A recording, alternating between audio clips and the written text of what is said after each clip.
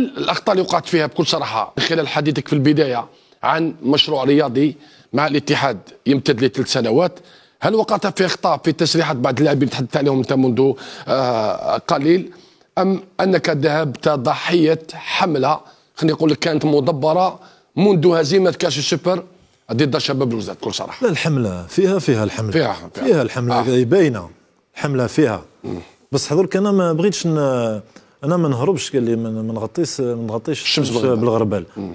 نروح للتيران، الواقع سي كاينه اون ايكيب ماهيش قاعده تقدم في المستوى اللي نستناو فيه كل، و اوني في الترتيبه اللي ما حناش نستناو فيها. صحيت. ما عجبتناش وماهيش عاجبه الانصار. وعليا انا درك نخمم وعلاه رانا هنا. هذه هي الحاجه اللي تهمني انا. ممكن في الريكروتمون صح كاين الحاجه اللي نقولها هنا عن بالهم بها اللاعبين، خصوصا المغتربين. حتى جبت اسماء مغموره مع ربما الحارس قندوز من ساتيتان في هذا الامر هذا. او بندير انا لاعبين كل تاع الفريق درك ما همش في المستوى.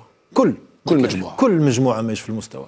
مش يعني لي جوار اللي جايين من فرنسا ولا اللاعبين اللي هنا عن بالهم بهذه، عن بالهم باللي كل نتحملوا الان المسؤوليه نتحملها انا، ما كانش مشكل نتحملها.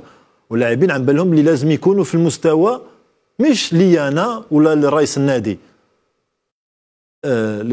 لي كولور تاع لو كلوب، باسكو لي كولور تاع لو كلوب هذوم غاليين على الناس، و لو كلوب عنده تاريخ ومر عليه لاعبين كبار، دونك لازم هما يكونوا في المستوى هذا.